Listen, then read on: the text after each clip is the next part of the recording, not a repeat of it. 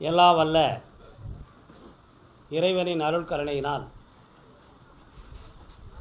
இங்கே இந்த புளியரை அருள்மிகு வழிகாட்டும் மாளிகைப்பாறை கருப்பசாமி திருக்கோயிலுக்கு வருகை தந்திருக்கிற எல்லா பக்தர்களுக்கும் இந்த கோவிலில் நடக்கிற அருள் நிறைந்த காட்சிகளை எல்லாம் யூடியூப் சேனல் மூலமாக உலகமெங்கும் பார்த்து பிரார்த்தனை செய்து கொண்டிருக்கிற எல்லா பக்தர்களுக்கும் உங்கள் அனைவருடைய எண்ணங்களும் நிறைவேறி ஐயன் கருப்பசாமியுடைய பெருங்கருணையினால் நீங்கள் நிம்மதியாக வாழ வேண்டும் என்று சொல்லி உங்களுக்காக என்னாலும் நான் பிரார்த்தனை செய்து கொள்கிறேன். ஒரு குருவினுடைய கடமை என்னவென்றால் மக்களுடைய எண்ணங்கள் நிறைவேறி அவர்களை சீர்திருத்துகிற பாதையை வழிவகுப்பவன் தான் குரு என்பது பொருள். ஆசிரியன் என்பதற்கு உண்மையான அர்த்தம் என்னென்றால் ஆசு என்றால் குற்றம், இரியல் என்றால் நீக்குதல் என்பது பொருள். சூளாமணி நிகண்டில் நமக்கு கொடுக்கப்பட்ட விளக்கம். குற்றங்களை களைபவன் தான் ஆசிரியன். அப்போ மாணவர்கள் என்ன செய்கிறாங்க? குற்றம் செய்வாங்க. குழந்தைகள் குற்றம் செய்யக்கூடியவங்க தான். அறியாமையில் சில பிழைகளை செய்யக்கூடியவங்க தான். சில கர்மாக்களிலே தவறி பல்வேறு தவறுகளை செய்யக்கூடியவன் மனிதனாக இருந்தாலும் அவர்களுக்கு நல்வழி காட்டி அவர்களை சீர்திருத்தக்கூடிய ஒருவன் தான் ஆசிரியன், அவன்தான் குரு. அப்படிப்பட்ட குருமார்களில் நமக்கு கிடைத்ததில் சுவாமி விவேகானந்தர், அவருடைய குரு பரமஹம்சர், ராமலிங்க அடிகளார் அவர்கள், இவர்களெல்லாம் நமக்கு கலியுகத்தில் கிடைத்த குருமார்கள்.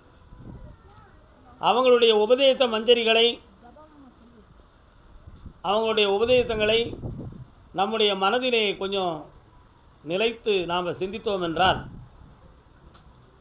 நம்முடைய உள்ளத்தில் தோன்றக்கூடிய புயல் போல் வருகின்ற பொல்லாத எண்ணங்களெல்லாம் மாறி புனிதமான வழிகளை நாடுவதற்கு நமக்கு நல்வழி கிடைக்கும். அந்த வழிகளுக்காகத்தான் ஆன்மீக நெறிகளை நம்ம இன்றைக்கி கடைபிடித்து கொண்டு இருக்கிறோம். இன்று ஒரு புனிதமான நாள் என்னென்னா வரலட்சுமி நோன்பு. வரலட்சுமி நோன்புன்னு சொன்னாலே எல்லா மனிதர்கள்ட்டையும் ஒரு பொதுவான ஒரு எண்ணம் என்னென்னு சொன்னால், அஷ்டலட்சுமியில் வரலட்சுமியும் ஒரு அம்மா, அதில் இந்த லட்சுமிக்கு ஒரு பூஜை அப்படின்னு நினைப்பாங்க. ஆனால் உண்மை அப்படி கிடையாது. வரன் என்றால் கணவன் என்பது பொருள். உங்களுக்கு வரன் எதுவும் வந்திருக்கா அப்படின்னு கேட்பாங்கள்ல. வரன்னா கணவன் அப்படின்னு அர்த்தம். பெண்களெல்லாம் தன்னுடைய கணவன் நல்லா இருக்கணும், ஆயுள் பலமாக இருக்கணும், அவங்களுடைய உள்ளத்தில் நம்ம என்றைக்கும் குடியிருக்கணும். யாருடைய உள்ளத்தில்? கணவருடைய உள்ளத்தில் நம்ம குடியிருக்கணும். இருவரின் இதயத்தில் ஒருவராய் வாழ வேண்டும் என்ற ஒரு எண்ணத்தை நியமனம் செய்து அப்படி ஒரு பாக்கியத்தை எங்களுக்கு அருள வேண்டும் என்று சொல்லி அந்த அம்பாளுக்காக நோன்பு விரதம் எடுத்து அதுக்கு அலங்கார ஆராதனைகள் செய்து சுமங்கலம் தரமான பொருள்கள், வளையல், குங்குமம், பொட்டுக்கள், அலங்கார சாதனங்கள், பெண்கள் அனுபவிக்கக்கூடிய ஜாக்கெட்டு துணிகள், சேலைகள், இவைகளெல்லாம் வச்சு கும்பிட்டு அதெல்லாம் சுமங்கலிகளுக்கும் எல்லா பெண்களுக்கும் தானமாக கொடுப்பாங்க, பிரசாதமாக கொடுப்பாங்க. அப்படி வாங்கிட்டு போகிறவங்களுடைய மகிழ்ச்சியும் கொடுத்தோம் என்ற மகிழ்ந்த உணர்வும் அவன் வாழ்க்கையில் நிம்மதியை கொடுக்கும் என்பதற்காகத்தான் நம்ம அந்த வரலட்சுமி நோன்பை கொண்டு ரொம்ப சிறப்பாக நம்ம வச்சுருக்கிறோம். நேற்றும் இன்றும் நமக்கு கிடைத்த ஒரு பெரிய பாக்கியம் என்னென்னு சொன்னால், ஒவ்வொரு மாத பௌர்ணமிக்கு முன்னாலேயும் நாம் ஒரு யாகத்தை நடத்துகிறோம். அந்த யாகம் பௌர்ணமிக்கு முன்னாடி என்ன கிழமையாக இருந்தாலும் நடத்தி தான் ஆகணுங்கிற ஒரு நியமனத்துக்கு வந்திருக்கோம். நேற்று ஒரு நிலைமை என்னென்னு சொன்னால், வியாழக்கிழமையாக வந்துருச்சு. இங்கே வியாழனும் வெளியும் 2 நாட்களுமே சாமிக்கு அருள்வாக்கு சொல்லி மக்களுடைய மனக்குறைகளை தீர்க்கக்கூடிய நாள். இந்த யாகத்தில் பங்கெடுத்தவங்களும் அந்த யாகத்தில் கலந்துக்கிட்டாங்க, யதார்த்தமாக வந்த பக்தர்களும் அந்த யாகத்தில் கலந்துக்கிட்டாங்க. அப்போ அத்தனை பேருக்கே இந்த உலக சேமமாக விளங்கப்பட்ட இந்த யாகத்தில் ஒரு மாபெரும் பாக்கியம் கிடைச்சிருக்கு என்பது தான் மிக முக்கியமானது. விரதம் என்பது ஒன்றும் சாதாரணமானதெல்லாம் ஒன்றும் கிடையாது. காப்பது விரதம். விவேகானந்தர் சொன்னார், விரதம்னா என்னது? காப்பது விரதம். என்னத்தை காப்பது? சொத்து சுகத்தை காப்பது விரதமா? இல்லை. நம்முடைய எண்ணம் நீதி தவறாமல், நம் எண்ணத்தை சிதறவிடாமல் காப்பது விரதம்.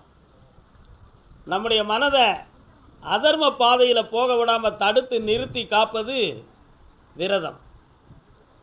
நம்முடைய எண்ணத்தின் மன உணர்வுகள் ஒரு நிலையில் இருந்து சிதறாமல் ஒருநிலைப்பட்ட வைராக்கிய மனோநிலைகளை சிதறவிடாமல் காப்பதற்கு பெயர் விரதம். அந்த விரதத்தில் மிகவும் உயர்ந்தவர் நம்ம 63 நாயன்மார்களில் நந்தனார் மிகவும் அந்த விரதத்தில் உயர்ந்தவர். நந்தனார்னாலே எல்லாருக்கும் தெரியும், விவசாய குடும்பத்தில் பிறந்த ஒரு மனிதன். அதை ஜாதி குலம்னு பேசுறதுக்கெல்லாம் நான் விரும்பலை. அப்படி ஒரு எண்ணம் வந்து அதை நான் பிழையாக நினைக்கக்கூடியவன். எல்லாருமே ஆண்டவனுடைய பிள்ளைகள், அதுதான் மனிதன் உணரணும். ஆனால் யாருடைய உணர்வுலையும் அது இருக்கோ இல்லையோ எல்லாருக்கும் இருக்கணும் என்பது என் கருத்து. ஏற்பது அவர்களுடைய விருப்பம், ஏற்பது அவர்களுடைய விருப்பம். நம்முடைய குறுந்தொகையில் ஒரு ஆசிரியர் செம்புலப்பயலீரார் அப்படின்னு சொல்லி ஒரு ஆசிரியர் உண்டு.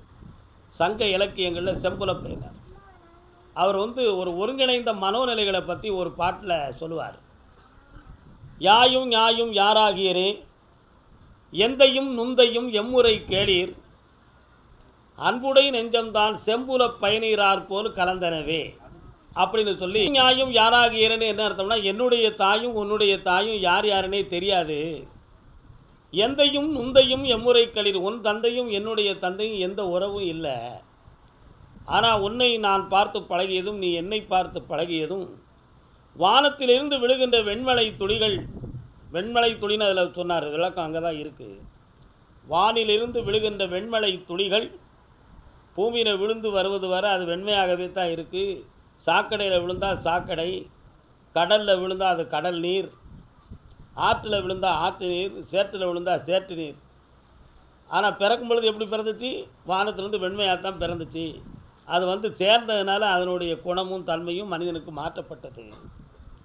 அதை மாதிரி இந்த வெண்மலை துளிகள் செம்மண்ணிலே விழுந்து செம்மை நிறமாக ஆக்கி அந்த நிறத்தையும் தண்ணீரின் தன்மையவும் எப்படி பிரிக்க முடியாமல் ஆனதோ அதுபோல் உன் அன்பும் என் அன்பும் பிரிக்க முடியாமல் ஆனது என்பதை பற்றி அவர் விளக்குகிறார்.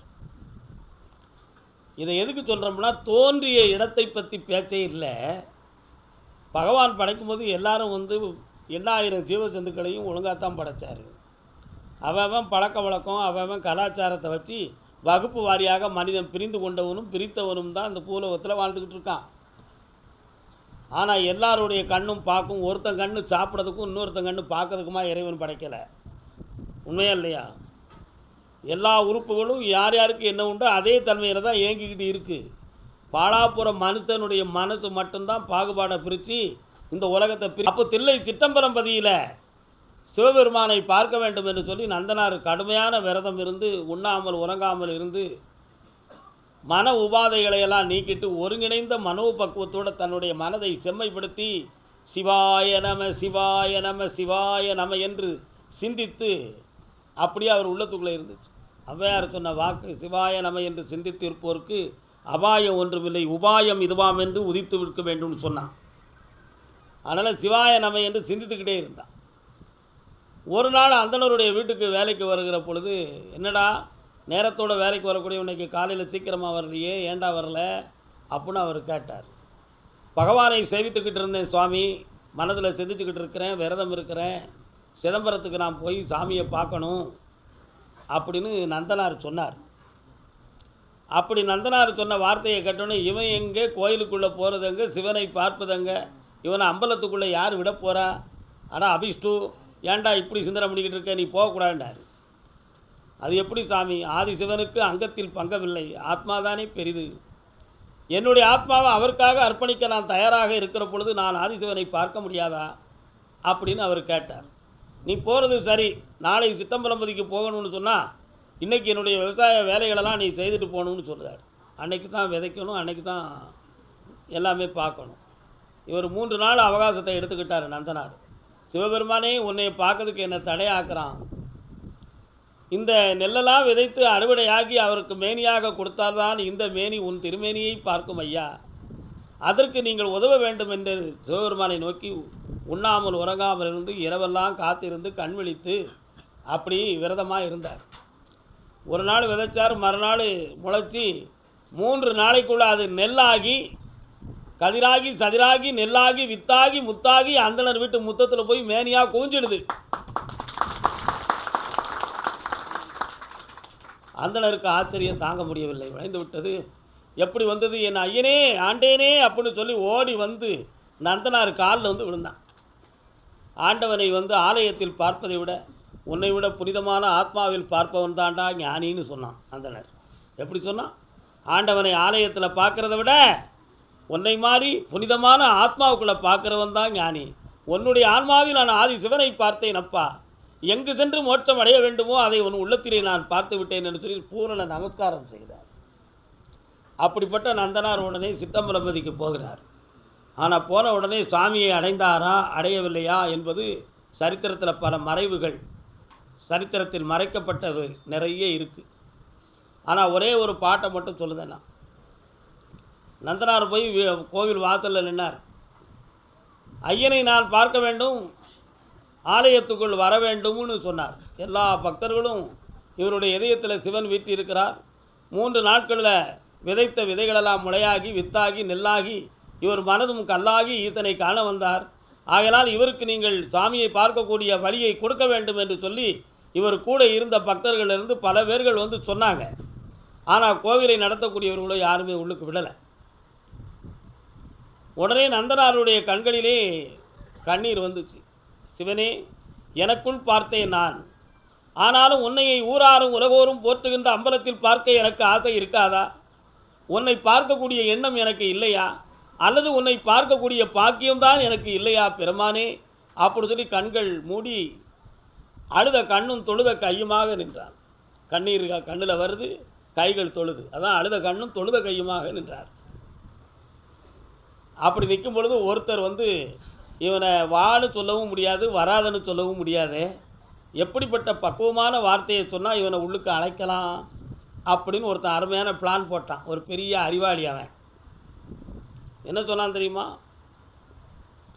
அந்தணர் என்போர் அறவோர் மறவாமறை வேதநாயகனை குறையிலா குணக்குன்றாய் காணாய் செந்தழல் இறங்கி செந்தி மூட்டி வந்தாய் என்றால் சிந்தையில் உதித்த சிவனோடு இணைவாய்.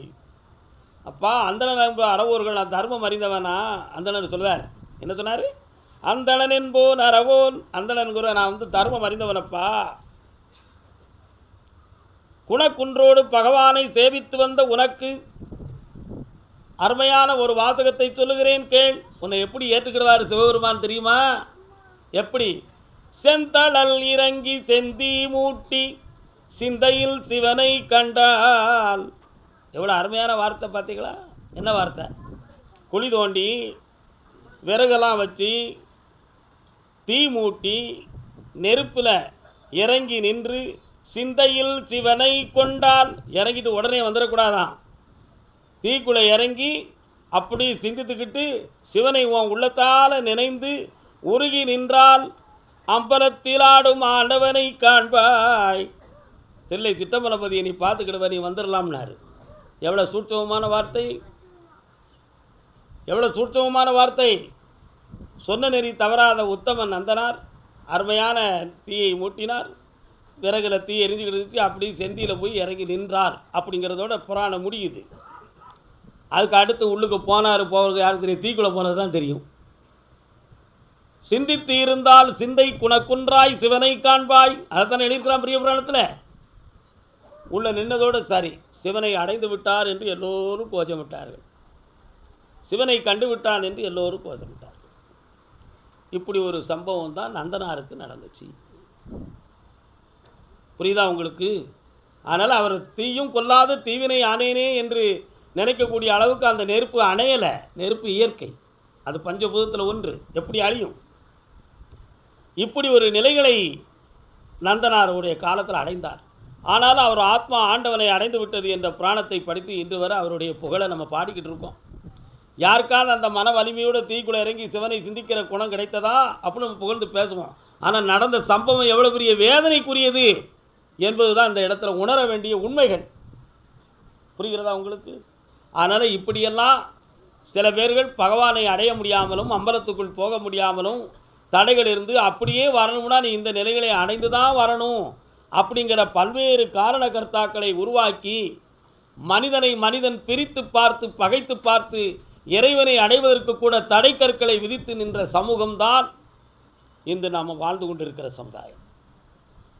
இந்த சீர்திருத்தங்களை பெறுவதற்காக எத்தனையோ சீர்திருத்தவாதிகள் தோன்றினார்கள். அதிலே ஐயா ஈவேரா பெரியார் அவர்கள் மனிதகுல தெய்வம், போற்றத்தக்க ஒரு பெருமான். ஆன்மீகவாதியாகிய நான் ஈவேரா பற்றி புகழ்ந்து பேசவும் நீங்கள் நினைக்கக்கூடாது.